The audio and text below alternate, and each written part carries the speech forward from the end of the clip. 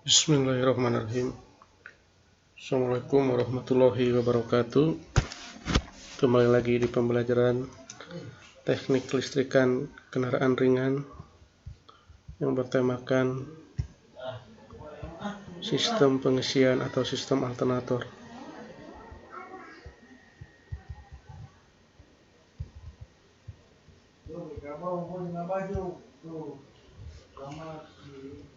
Oke.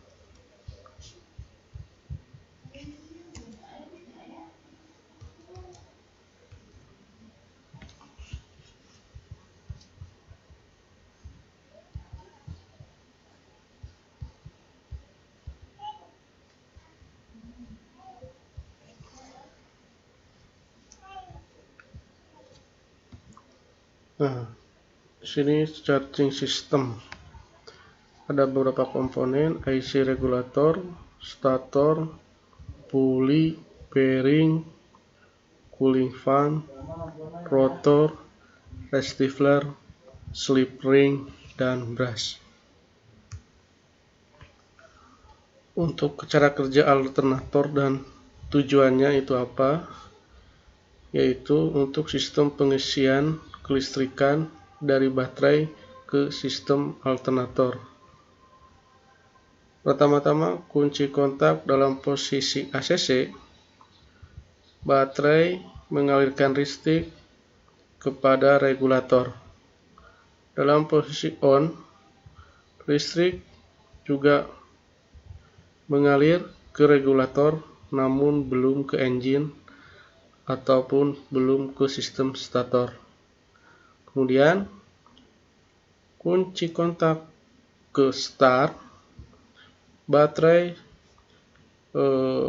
dalam sistem pengosongan habis, masuk ke starter untuk menyalakan engine. Nah, pada engine mengikat ke alternator menggunakan fan bell. Alternator sebagai daya putar untuk menghasilkan listrik dan kembalikan ke sumber listrik, yaitu baterai.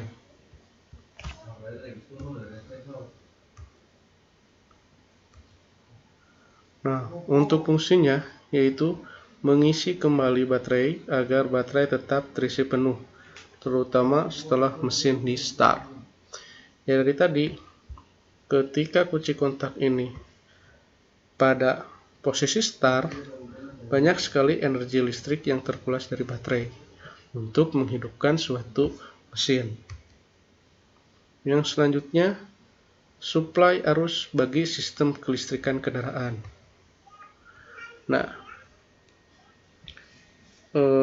bicara hal tentang alternator, komponen yang utama yaitu baterai. Fungsi dari baterai adalah sumber energi listrik saat starter, stabilizer arus, dan tegangan sistem pengisian. Untuk bagian-bagian baterai, nah di gambar ini, baterai yang kita pakai biasanya berjenis baterai dengan sistem isi ulang atau biasa disebut dengan baterai basah, ya. Baterai ini ada beberapa komponen. Yang pertama, terminal positif, terminal negatif, ada fan caps atau lubang ventilasi, ada cover.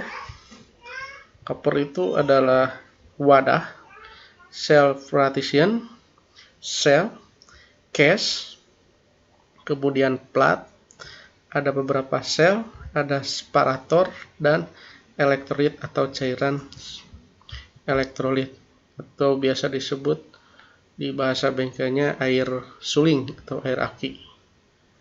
Nah, setiap sel ini ya dibagi, ya, setiap sel biasanya berisi 2 volt karena baterai yang digunakan di kisaran 12 volt. Gangguan baterai: cek kabel, cek hold on, cek kabel connection, cek terminal corrosion, cek electrode level, cek case. Yang dimaksud dari semua ini, cek kabel apabila klem pada kutub positif atau negatif itu kurang kencang. Kalau misalkan ada kurang kencang, itu akan terjadi kurangnya bukan kurangnya sih, tapi akan terjadi sebuah percikan. Nah, itu sangat berbahaya sekali. Cek hold on biasanya, kalau cek hold on ini hanya melihat kekencangan baut supaya apa? Supaya pada baterai ini tidak ada guncangan yang cukup keras. Karena baterai ini berbentuk kotak, setiap ada guncangan itu mengakibatkan elektrolit akan tumpah sedikit-sedikitnya. Kemudian cek kabel connection. Nah, cek kabel connection terhadap klem. Pastikan cek kabel connection ini terhadap klem itu tergigit sempurna, ya, tidak ada yang namanya celah. Kemudian cek corrosion, ya, biasanya ini adalah cek corrosion ini ada sedikit buih atau busa di setiap terminal baterai, ya. Itu karena apa? Ya tadi karena di sini ada ventilasi, ya, karena kemudian baterai ini jenis basah. Ketika ada proses pengisian itu akan terjadi panas, menguap. Kemudian setelah menguap, karena sifat dari elektrolit itu adalah asam, terjadi reaksi kimia terhadap besi, itu akan terjadi korosi. Kemudian cek elektrolit level. Cek elektrolit level di mana ada cek upper dan lower. Artinya upper ini adalah untuk maksimalnya dan lower itu untuk minimalnya. Nah, ketika si elektrolit ini ketika elektrolit ini berada di titik lower, pastikan bahwasanya cairan ini kurang. Dan apabila di upper, itu ketika pengisian tidak lebih dari upper, ya. Ketika lower berarti kurang dan daya baterainya juga akan berkurang. Nah, itu posisi upper berarti dalam keadaan normal. Kemudian ada check case, dimana kalau check case ini lihat apakah ada kebocoran, keretakan, atau yang lainnya secara visual. Seperti itu. Kemudian pemeriksaan bagian baterai. Tadi sudah pemeriksaan baterai, ya, seperti yang tadi disebutkan. Yang selanjutnya pemeriksaan elektrolit baterai. Elektrolit baterai biasanya menggunakan pipet atau hidrometer. Yang biasanya di tempat bengkel-bengkel biasanya disebut dengan pipet, tapi kalau bahasa tekniknya adalah hidrometer. Hidrometer ini untuk mengukur kadar, ya, dari sulfat tersebut.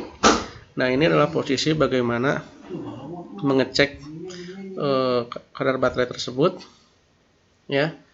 Nah, si hidrometer ini tidak boleh terlalu tinggi, ya. Karena apa? Nanti kalau terlalu tinggi, peak tube-nya ini, ya, keluar, cairannya akan menetes dan akan merusak baterai. Peak tube ini harus berada di dalam setiap lubang sel, seperti itu. Nah, untuk kadar elektrolitnya itu standarnya berapa, nanti kita lihat dan cek di buku manual book. Kemudian ada generator. Nah, generator ini yang menempel pada mesin, ya. Generator ini ada beberapa macam, ada generator AC atau alternator, ada generator DC. Yang kita bahas adalah generator AC alternator. Fungsinya merubah energi gerak menjadi energi listrik. Namun perlu kalian tahu juga, ketika ini bergerak bukan artinya alternator ini bergerak sendiri dengan dialir listrik, ya. Jadi merubah energi gerak ini karena apa? Karena alternator ini kan ada puli. Nah, puli tersebut berkaitan dengan kipas atau kipas pada mesin, ya. Ada kipas disebut dengan kipas radiator. Nah, itu berhubungan langsung dengan alternator. Nah, ketika engine ini bergerak, otomatis alternatornya juga ikut bergerak, ya. Nah, ketika ada gerakan berubah menjadi energi listrik, disuplai kembali kepada baterai kendaraan tersebut. Nah, prinsip kerja generator DC yaitu gelombang arus semakin rapat sebanding dengan jumlah lilitan atau komutator. Ya, ada rotor, ada stator, ada komutator. Nah, prinsip generator AC alternatornya. Ini prinsip generator AC alternator ini yang biasa dipakai di kendaraan biasanya. Nah, prinsip kerja ini ketika 6 diode receiver, baterai, DC output, kemudian ada stator, dioda sebagai komponen yang merubah arus AC dari alternator menjadi arus DC. Gitu. Nah, komponen selanjutnya adalah regulator. Nah, regulator ini adalah sebagai pengontrol arus dan tegangan pengisian, memberikan indikasi bila sistem pengisian tidak berfungsi. Nah, kalian paham ketika regulator ini sama seperti motor ya, sebagai pengontrol. Kalau di troubleshooting motor biasanya kan ketika si regulator atau kiprok lah biasanya disebut kiprok, ketika kiprok itu mati atau tidak berfungsi, maka akan terjadi adalah kelebihan arus listrik. Nah, kelebihan arus listrik ini menyebabkan apa? Yang pertama biasanya si bohlamnya itu atau si lampunya itu pecah biasanya. Nah, regulator di mobil juga sama. Kalau dibuka, itu regulator ada yang menggunakan IC ataupun tanpa IC. Nah, biasanya kalau di tempat kita atau di tempat lab kita biasanya regulator tanpa IC.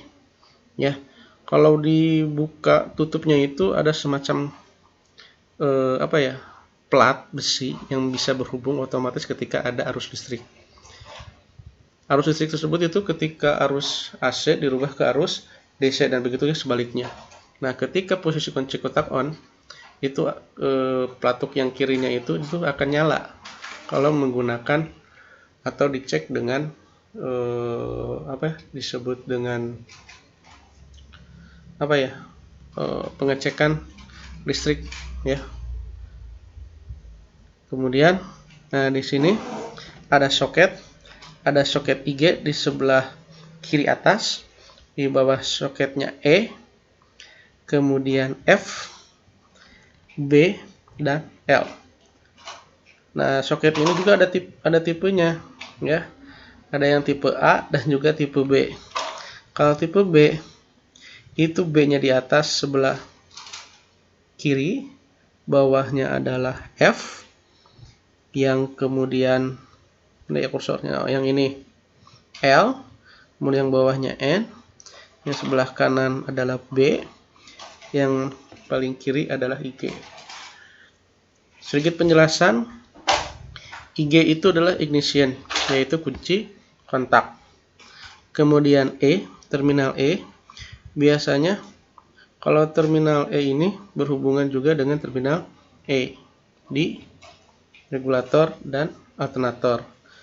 Kemudian terminal L, biasanya ini adalah untuk lampu indikator di dashboard ya.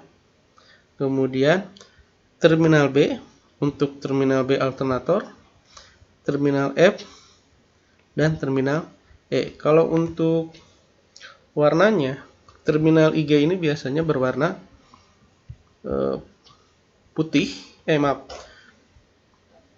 berwarna hitam, putih tapi strip hitam. Terminal E biasanya berwarna hitam, L adalah kuning, B adalah putih, F biasanya berwarna hijau, berwarna biru, N kalau N biasanya berwarna kalau N biasanya kalau nggak hitam biru, dan E juga kalau nggak hitam biru, seperti itu. Prinsip kerja sistem pengisian, regulator, dan mekanis. Kunci kontak on terdapat magnet pada puli. Ya. Nah, baterai masuk ke positioning atau sikring, ya. Masuk juga ke sikring. Ini sikring lampu untuk menyalakan check warning lamp atau lampu indikator menyala, kemudian berhubungan ke terminal L ke P1 dan PE. Nah, ini tadi ya yang tadi terangkan adalah ada semacam katup ya penghubung, ketika ada arus listrik itu akan menempel. Kemudian untuk ke alternatornya ya masuk ke dari baterai biasa positioning dan fuse ya sikringnya masuk ke IG juga masuk ke PL1 atau PL2, sama tadi ada semacam katup magnet besi, ketika ada arus listrik itu akan menempel. Masuk ke alternator dan terminal F. Terminal F masuk ke terminal E dan terakhir terdapat di ground atau masa. Prinsipnya itu ada kecepatan menengah dan kecepatan tinggi. Misalnya ada, kalau nggak salah ada 3 tahap ya. Ada kayak idling ya atau stasioner. Kalau bahasa bengkelnya itu adalah langsam. Ada kecepatan menengah sekitar 20 km sampai 60 km dan kecepatan tinggi 60 km sampai 100 km per jam. Nah, ketika kecepatan menengah seperti tadi, kunci kontak dari baterai, kunci kontak switch ke fuse ya. Kemudian regulator dari terminal N ke terminal N. Dari terminal B ke terminal B ya. Dari terminal B alternator masuk ke terminal B regulator. Dari terminal masuk ke IG, dari terminal F regulator masuk ke terminal F alternator, langsung berakhir ke terminal E dan terminal E ke masa. Prinsip kecepatan tinggi. Sistem pengisian dengan IC regulator. Kalau dengan IC kita jarang sekali praktek dengan IC ya, namun untuk pembahasan sedikit penjelasan. Keunggulan untuk IC-nya adalah ukurannya kecil, daya besar, stabilitas regulasi tinggi, dan rangkaian lebih sederhana. Kalau untuk tanpa IC agak sedikit banyak sekali ya rangkaian-rangkaian. Nah, alternator konvensional versus alternasi IC regulator. Kalau konvensional berat, arusnya kecil, sikat cepat aus, pendingin buruk. Kalau alternator IC ringan, arus besar, sikat awet, dan pendingin baik. Nah, ini berarti perubahan teknologi ya dari yang konvensional ke alternator IC regulator. Nah, kalau alternator IC regulator ini biasanya terdapat pada mesin-mesin EPI ya. Misalkan ke Kijang ya tahun 8786 EPI sudah ada ya, cuman tidak full injection.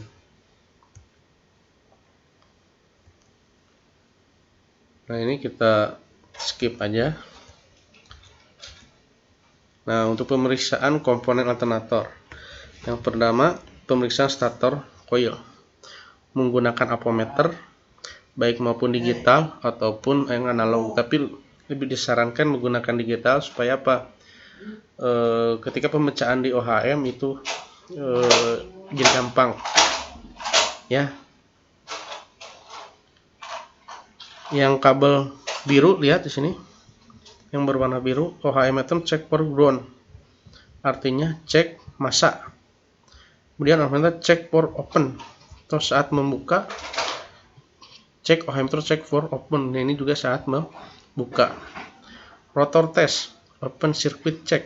Nah, kalau rotornya ini biasanya kalau menggunakan apa ya, Kalau alternator itu ketika ada aliran listrik itu daya kemagnetannya kan semakin tinggi. Nah, daya magnetnya itu sama seperti kalau di motor itu biasanya kayak apa ya? Spool lah. Ketika ada putaran mesin ya, ikut bergerak, ada daya magnet berpapasan ya, terjadilah energi kelistrikan seperti itu. Pemeriksaan dioda. Inspect negatif seed receiver ya, negatif dan receiver. Inspect positive seed receiver dan selanjutnya. Kalau tes AC regulator hampir sama ya. Seperti halnya terminal F, saat terminal F dihubungkan singkat dengan massa, bila tegangan pengisian naik, berarti IC regulator rusak. Bila tetap tegangan rendah, periksa komponen dan rangkaian sistem pengisian. Lokasi terminal F pada alternator. Nah, ini posisi terminal F. Posisi terminal F belakang. Posisi terminal F. Alternative add-on IC regulator. Compact High Speed alternator with built-in IC regulator dan alternator with built-in IC regulator. Tes relay lampu indikator pengisian. Yang ini memeriksa kontinuitas ya. Kalau di ampermeter itu ketika ada tegangan dia akan apa? Jarumnya itu akan bergerak. Nah, kalau tes arus pengisian, pemasangan ampere meter induksi. Nah, ini yang jadi kendala ya. Kalau kita belum punya alat. Dengan beban putaran mesin 2000 rpm, lampu ban lainnya posisi hidup. Berarti mobil itu ya dalam keadaan netral, putaran mesin 2000 rpm. Kalau 2000 rpm biasanya gasnya itu sedikit ditekan ya. Kalau misalkan untuk idling itu 1000 ya, 1000 rpm. Kemudian lampu dan beban lain posisi hidup. Ya, jadi semuanya dihidupkan. Misalkan kalau lampu itu lampu jauh dihidupkan, kemudian lampu lifting dihidupkan, semuanya dihidupkan ya, supaya untuk mengecek tes arus pengisian. Tegangan maksimal 13,8 sampai 14 SP ya. Maaf, 13,14 volt. Arus maksimal adalah 10 ampere, yaitu dengan tanpa ban, artinya idling namun lampu-lampu tidak dinyalakan. Nah, ini tes rangkaian dari kemungkinan kendur dan bocor ya, seperti itu. Selanjutnya pemeriksaan komponen sistem pengisian. Yang tadi pertama adalah cek baterai ya sebagai wadah arus listrik, karena adalah umumnya baterai ini sebagai penyuplai listrik supaya engine itu bergerak dan saat dalam keadaan kosong, sistem pengisian dari alternator ini menyuplai kembali listrik ke baterai seperti itu, atau biasa disebut dengan sistem charging.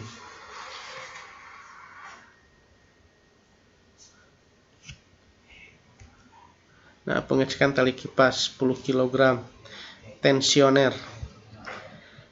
Nah, ini kalau alatnya ini kita belum punya, tapi biasanya kalau pengecekan secara secara visual atau secara sederhana, kita cukup menekankan si belnya ini ya, melihat penbelnya secara visual apakah ada keretakan atau tidak ya. Kalau misalkan ada keretakan kemudian sudah mulai ketas, itu baru kondisi penbel itu kurang baik, artinya penbel ini harus diganti. Nah, sekian untuk materi sistem charging. Untuk kedepannya nanti akan ada video selanjutnya tentang merangkai sistem charging ya, sistem charging di trainer. Mudah-mudahan secepatnya bisa dirilis, dan mudah-mudahan untuk pembelajaran hari ini bisa bermanfaat, dan tetap di rumah dan protokol kesehatan. Sekian, terima kasih. Wassalamualaikum warahmatullahi wabarakatuh.